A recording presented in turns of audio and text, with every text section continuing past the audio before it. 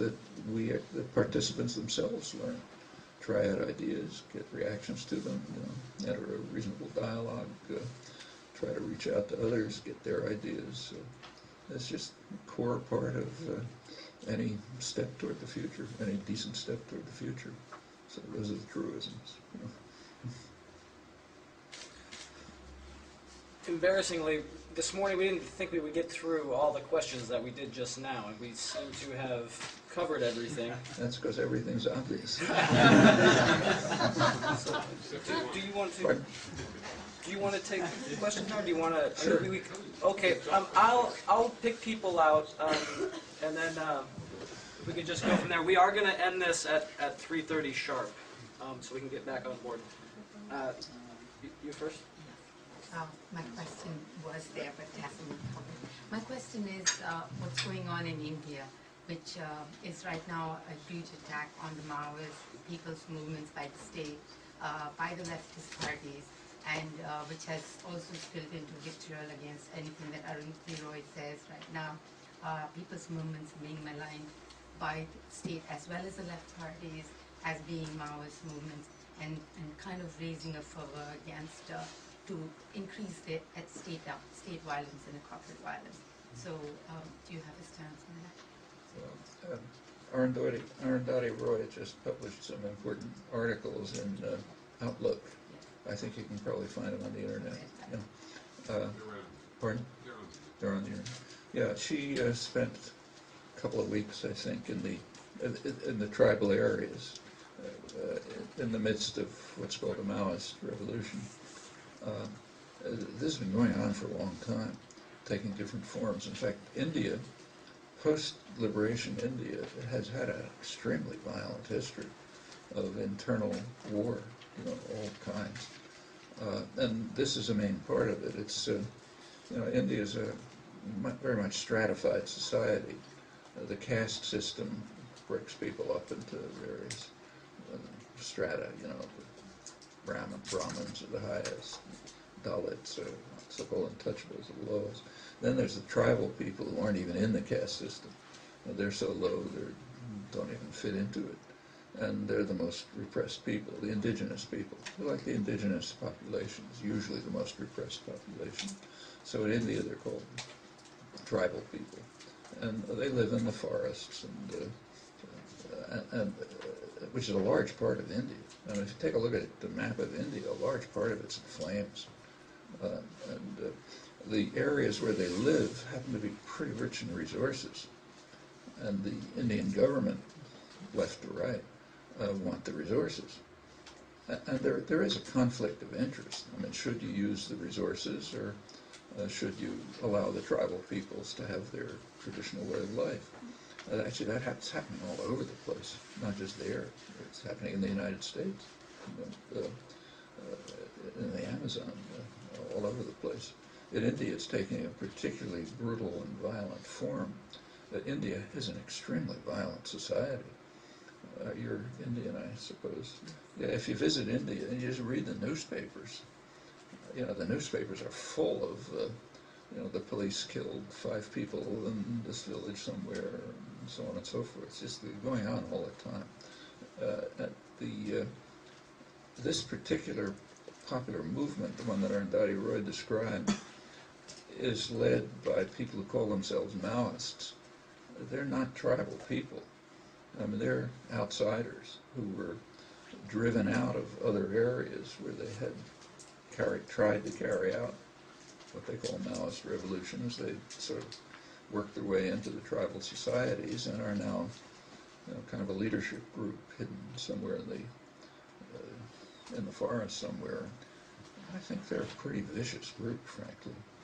My feeling is that Arundhati was tended to romanticize it a bit by just living with the people themselves.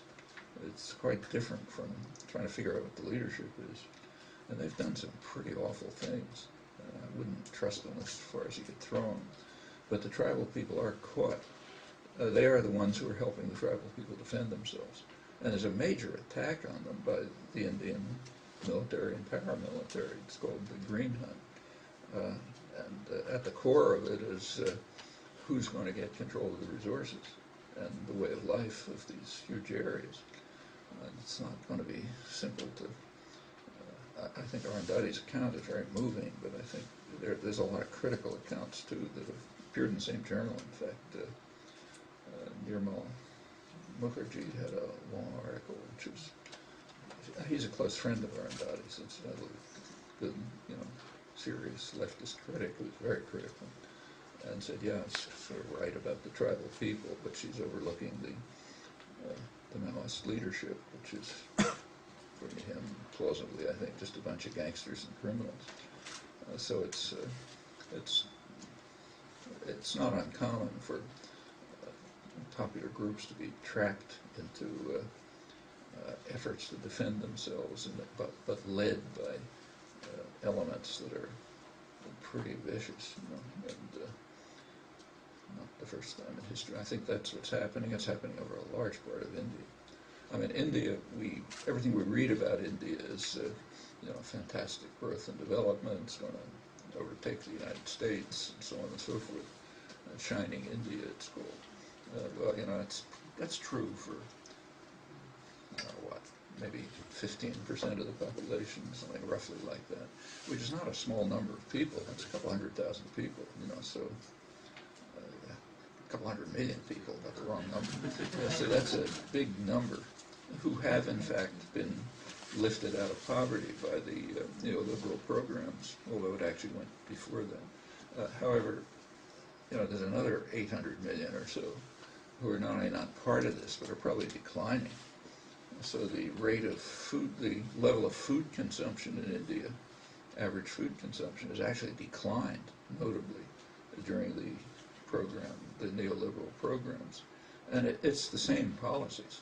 The same policies that build those great IT centers and laboratories in Hyderabad, those same policies are taking away rural credit and rural aid centers and irrigation development and so on from the poor farmers right nearby.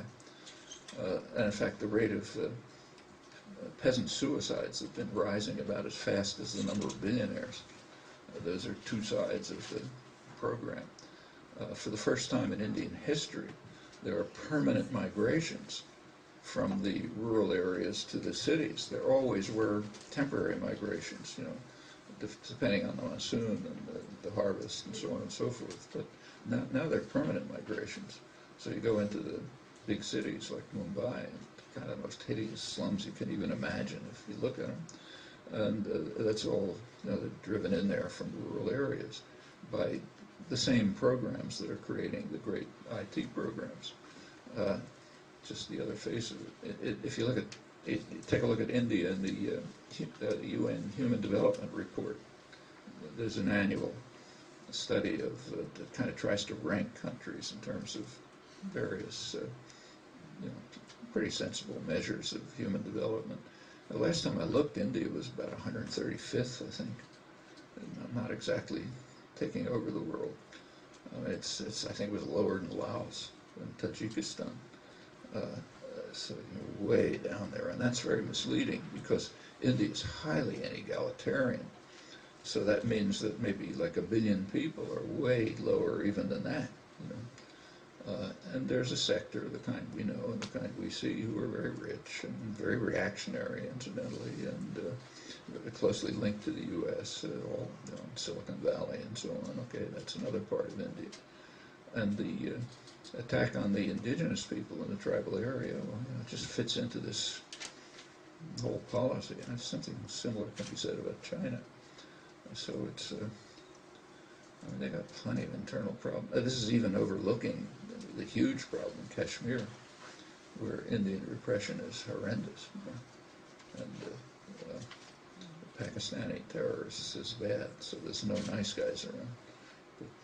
And the Northeast too. And we have terrible repression in the Northeast. In the Northeast, yeah, the same.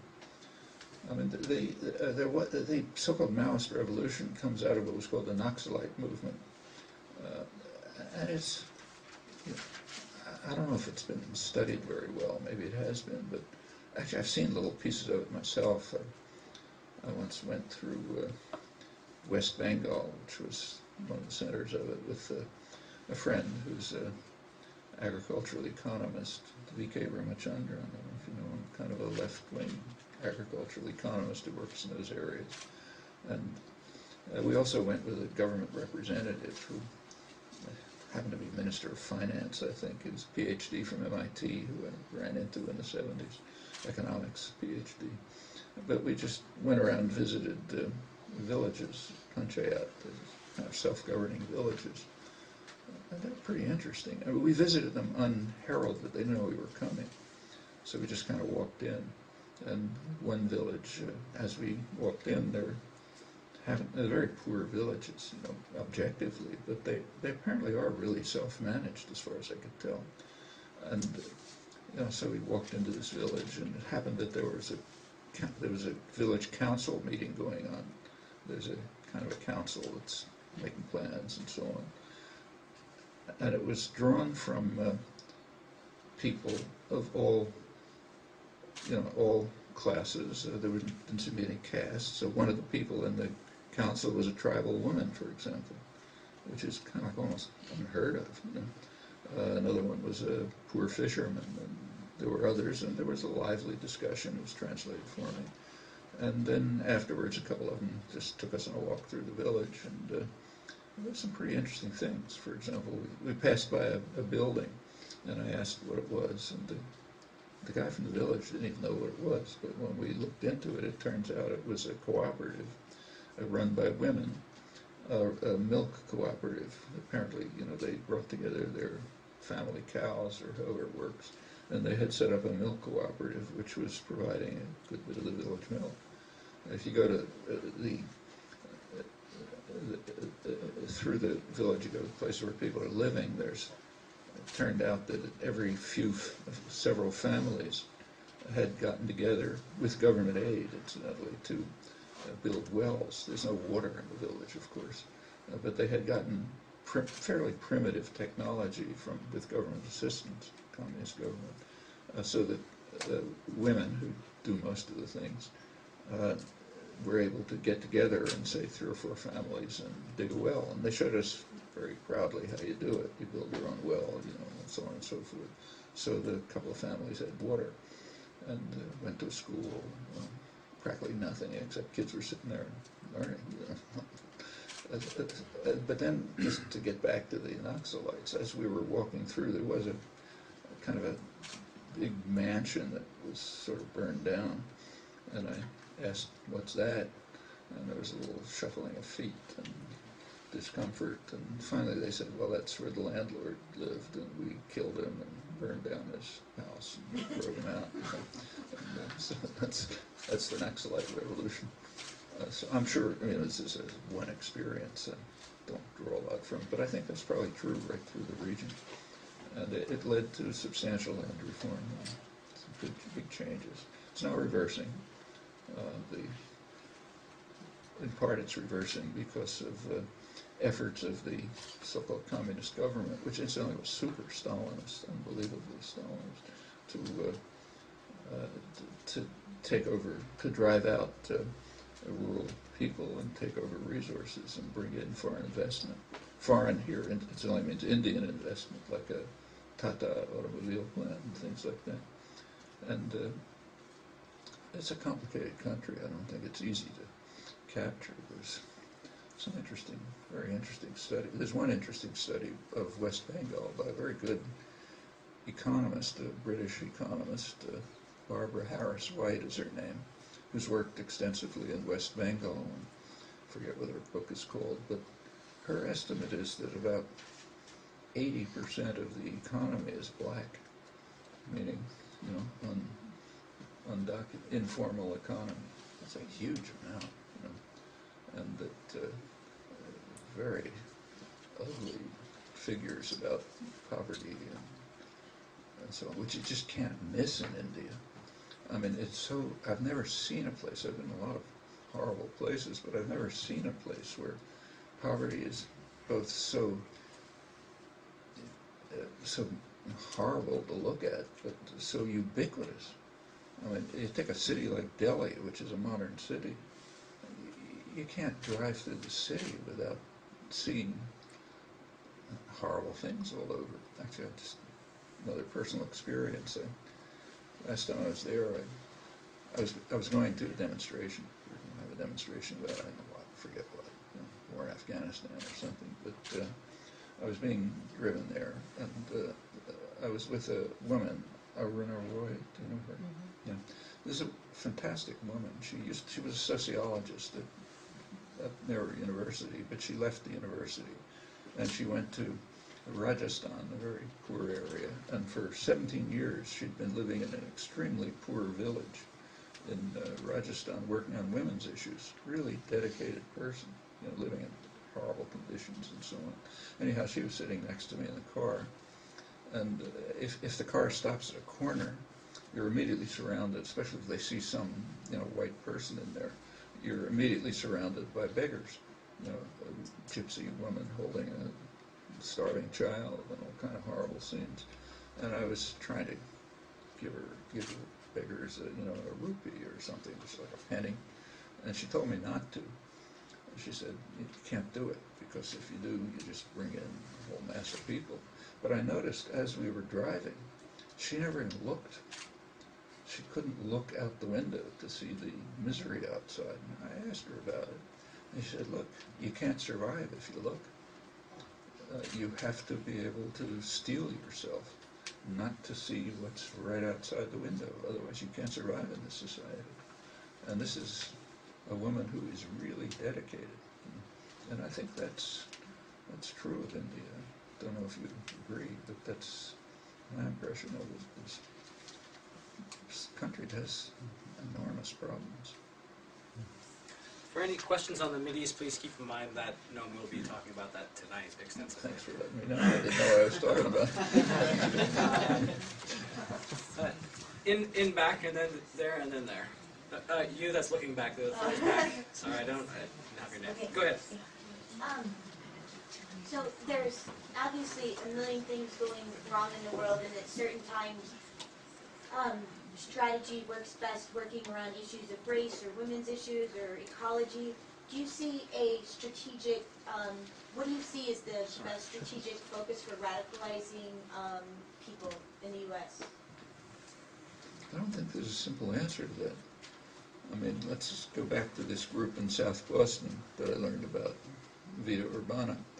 For them, the serious issues to work on are having a traffic light on a corner, or having some way for kids to stay in school and have a reasonable experience, or some way to get jobs for poor people, to break through the racial barriers and so on. Okay, that's the immediate problems for them.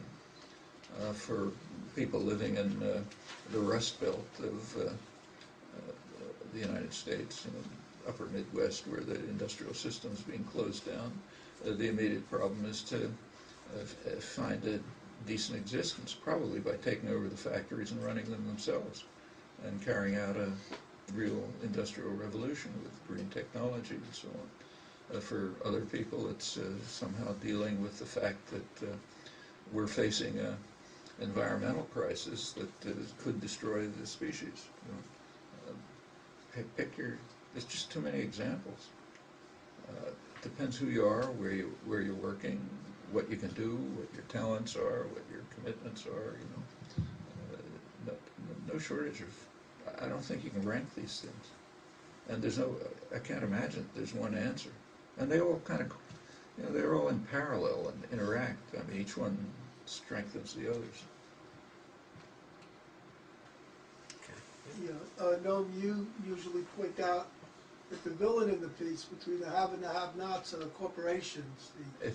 The corporations are the problem, top down, and so the way you have suggested to fix the situation, which I find interesting and exciting and usually not discussed, is you point out that the corporations are granted by the public charter, and that if the public gets together and wanted to, they could pull the charter of Exxon or Boeing or whoever. So tell us, should we make up a list of the most exploitive corporations, and should we then organize to pull their their corporate charters. I mean, that's exciting. It's a technical possibility. If you take a look at the corporations, say Exxon, you know, every one is something like Standard Oil of California or of New Jersey or something else. And the reason is because they have state charters. Right. That's the way a corporation is established. Corporation is an entity established by state power, primarily federal power, but within the jurisdiction of a state, where they're given a charter. And if you look at the history of corporations, say through the you go back to say 1900 or something, 1800, a corporation was just a group of people who got together, and say a municipality that got together and decided we want to build a bridge over this river or something, and they incorporated and were given a charter by the state to build a bridge over the river, and once they built the bridge, it was the end of it. That was what a corporation was. Through the 19th century, mostly the courts, it wasn't really legislation, the courts gradually extended the rights and privileges of corporations. Finally, by about a century ago, they were given extraordinary privileges, mostly by lawyers, legal authorities, court decisions, and so on. But they're still chartered by states. I mean, the reason that there are so many that are incorporated in New Jersey and Delaware is that by the late 19th century, the courts had decided that corporations didn't have to have a fixed purpose, and they could buy into other corporations, and they were given all sorts of other, The rights gifts. of persons. Yeah, all kind of. That came later. That was the early 19th century. Yeah, they got the rights of persons, then beyond the rights of persons, and so on. But as all of this took place, some states, like New Jersey and Delaware in particular, realized that they could make a killing just in corporate taxes by getting the corporations to move their offices there. So move them out of New York and across the river, and you get a lot of extra benefits. So you get Standard Oil of New Jersey, and a ton of corporations in Delaware. They're kind of a race to the bottom. The fact that there were states competing to get tax profits and other, just employment and so on, led to a kind of race to the bottom, which is still going on, incidentally. So take, say, Massachusetts. One of the big employers here is Fidelity, big financial institution. The state gives them all kind of gifts, but Rhode Island's now giving them bigger gifts. They're going to move over the border to Rhode Island, which means losing tens of thousands of jobs here. Other corporations are, I forget the name of it, but one green technology corporation was just given a very substantial taxpayer gifts in Massachusetts, but they decided to pack up and move to China, where it's cheaper and workers can be gotten. Evergreen Solar. What was it?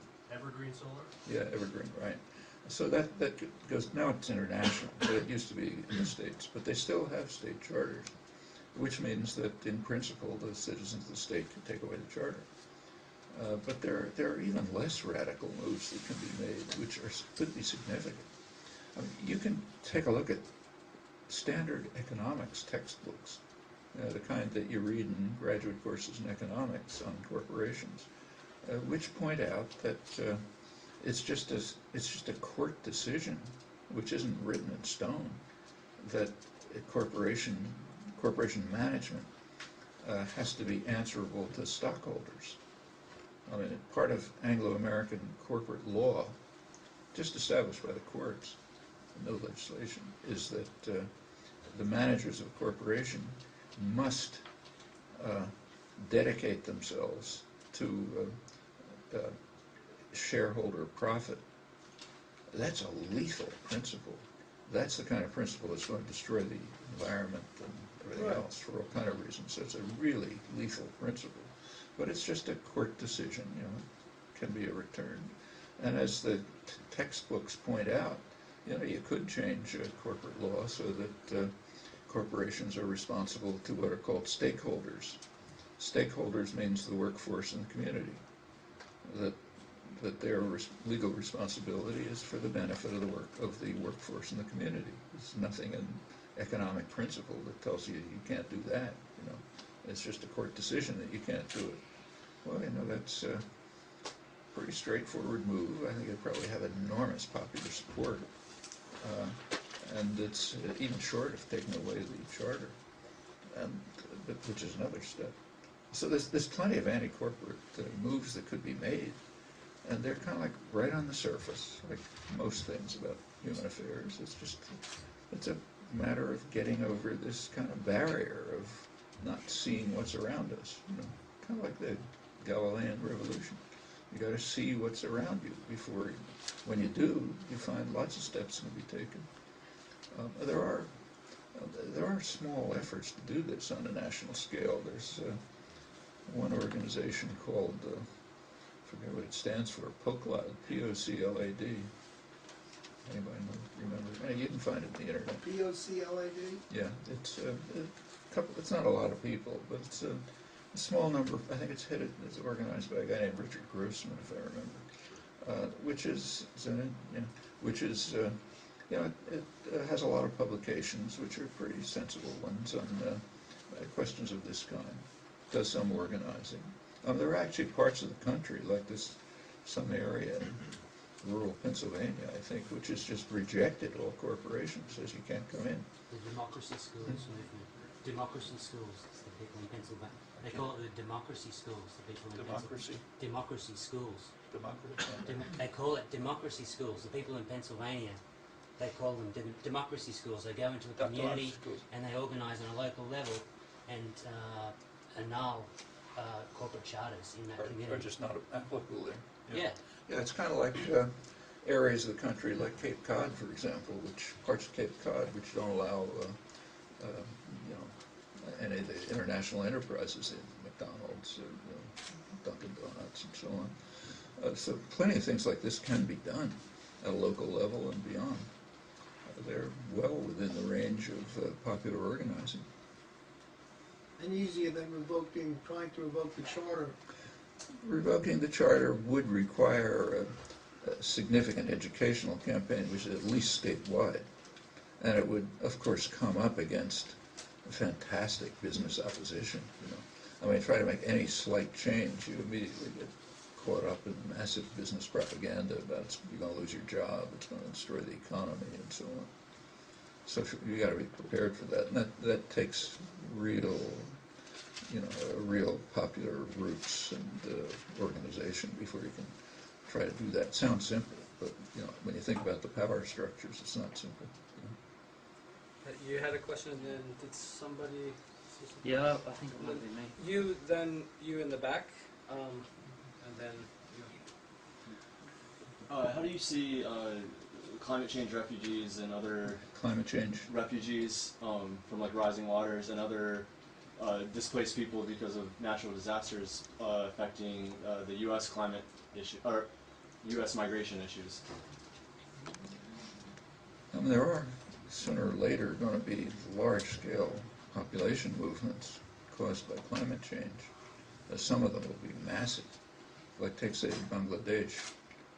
Large parts of Bangladesh should just be inundated if the oceans rise a little bit. And that's hundreds of millions of people. But even short of that, islands are getting inundated. Coastlines are disappearing. And there's droughts. Take, say, Africa. There's droughts all over the place. Those are effects substantially of climate change. Actually, a lot of what's going on in Darfur is the result of climate change, which is taking away the natural environment of nomadic groups. So they're encroaching in agricultural areas because they can't survive otherwise, and that's leading to conflict and to the violence that we talk about and so on. So it's happening right in front of our eyes, and it's going to get much worse. Nobody knows how much, but it could be really pretty bad. We've got to do something. The sensible attitude is to try to prevent it. But if it happens, it could be pretty monstrous. Darfur is an example where it's leading to significant war. So do you see that affecting the American migration issues? Probably not, because of just geographical reasons. The only way to get to the United States is from the south. And it's, I mean, if you look at places like, say, Guatemala, which I mentioned, I mean, there are climate areas there which are driving people to the north, but it's going to be, there's no way to get from Africa to the United States, you know, in any large-scale manner. I mean, they'll go to Europe, not the United States.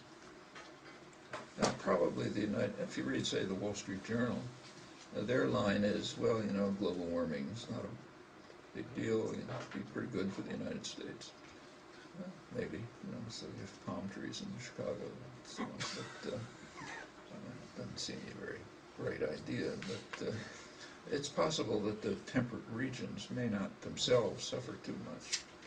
And for Greenland, who knows, maybe it'll be a vacation resort. Of course, on the other hand, as soon as the permafrost starts to melt in large areas of Siberia and elsewhere, the predictions are you're going to get a very quick release of methane. Methane is far more destructive to the environment than carbon dioxide.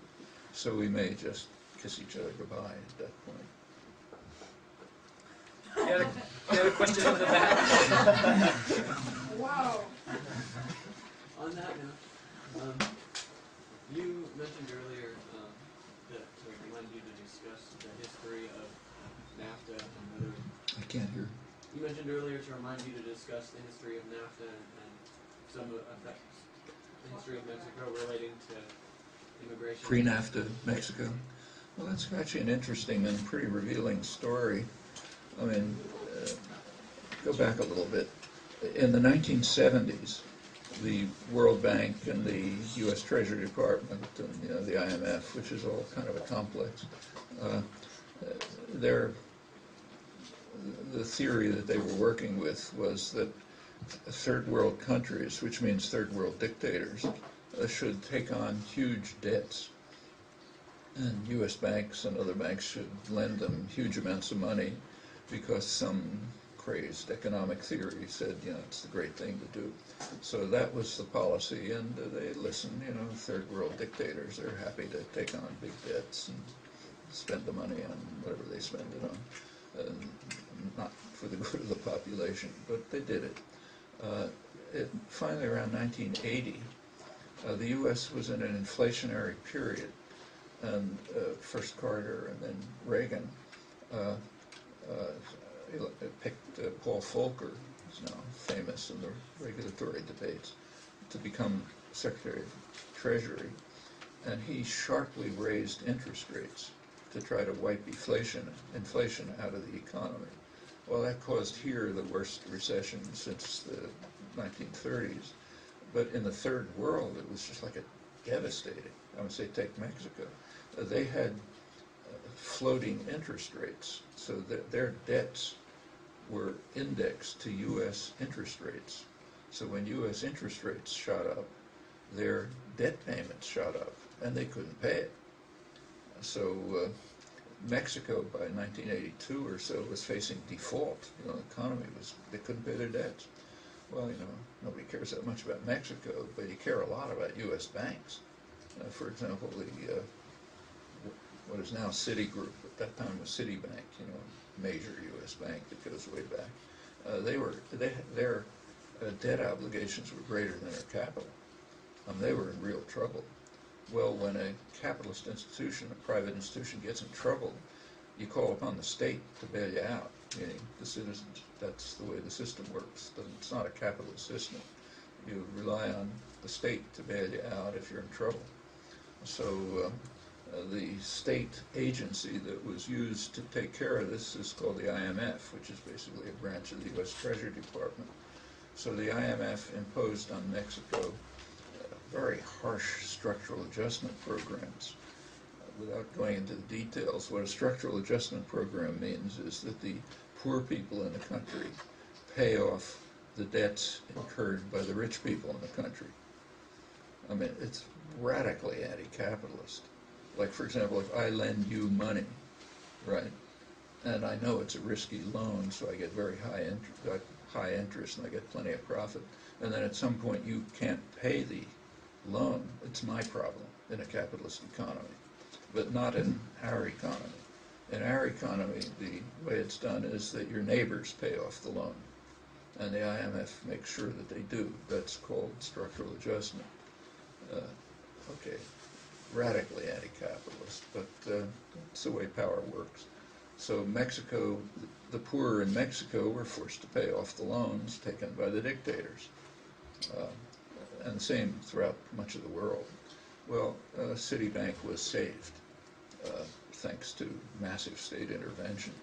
The director of Citibank, Walter Wriston, was a passionate advocate of the free market, as was the Treasury Secretary, William Simon. A lot of, elevated rhetoric about free markets, but not when it comes to saving the rich. As soon as it comes from saving the rich, forget about free markets. The taxpayer moves in and pays them off in the north, and the poor in the south pay them off. So Citibank was rescued, went on to new atrocities like its major role in the last financial crisis, for which it got bailed out again, of course, the way the really existing capitalism works. Okay, Mexico had a decade of severe decline, mostly the poor. Also plenty of atrocities, a stolen election, state violence, and all kind of horrors.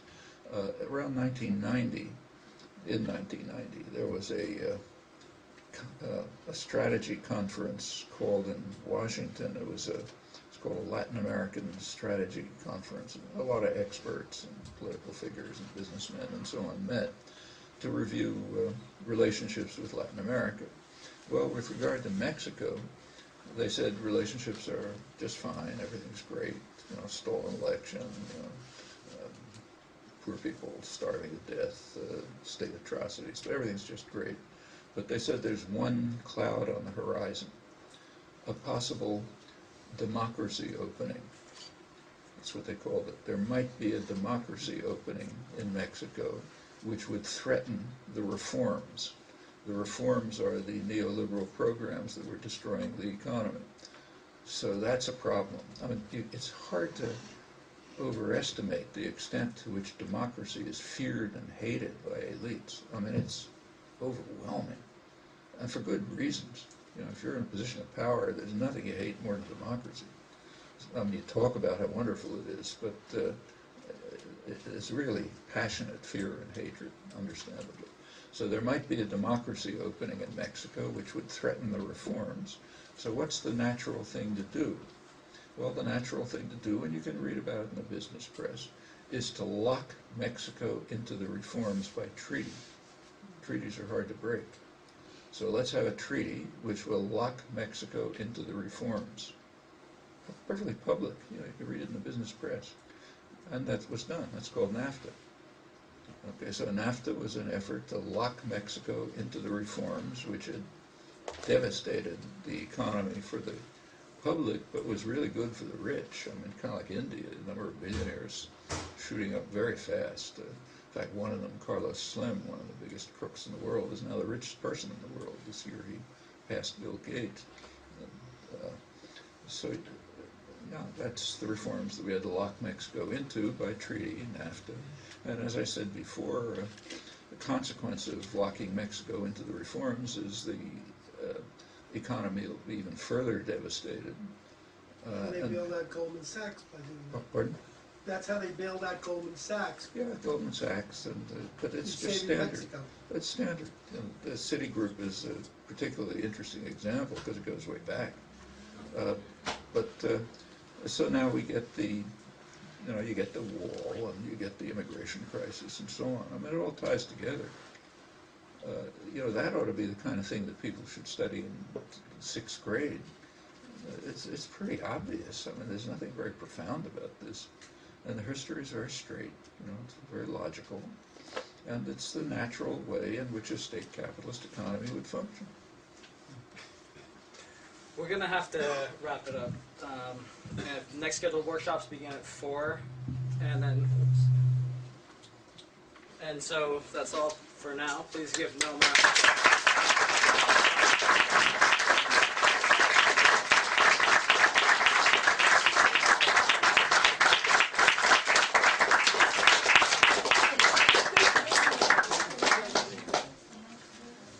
Hey Chris, can I just make a little announcement? mentioned Vida Urbana, and it's an organization in Boston that I do some work with. It's called City Life Vida Urbana, and you can look it up on the internet, clvu.org. And they have a really smart organizer there named Steve Meacham. And I interviewed him precisely because he's doing this work that, people are, a lot of questions here were sort of asking about how do you do, what's a strategy for how to do revolutionary work in the current context. And so there's an interview that was in Z Magazine, and I think you can probably find it on the Z Mag website. So I just encourage you to look it up if you want more detail on that model. It's a model you can replicate anywhere. And so, yeah. Can you say the name again? City Life. Yeah, but the person. Steve Meacham, M-E-A-C-H-A-M. Okay. Probably online, look up Cynthia. Yeah. Either me or him, or put us together in the search. Okay. There's a YouTube video too. There's a great YouTube video. Look him up on YouTube. There's a really interesting document. You probably see. It's really I can't remember. It's Madrid beforehand. It tells the story of the people in Israel in the 20s, like socialists and anarchists in Israel, who went volunteering for the Spanish Civil War. It's mainly the early 90s. And there were lots and lots of engineers from people who actually were those volunteers. Because they were still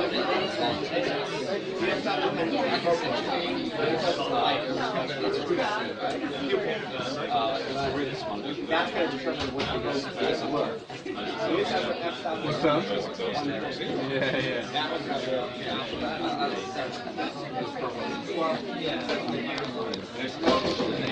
Something more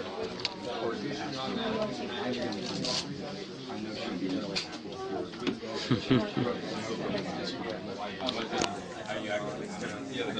Yeah.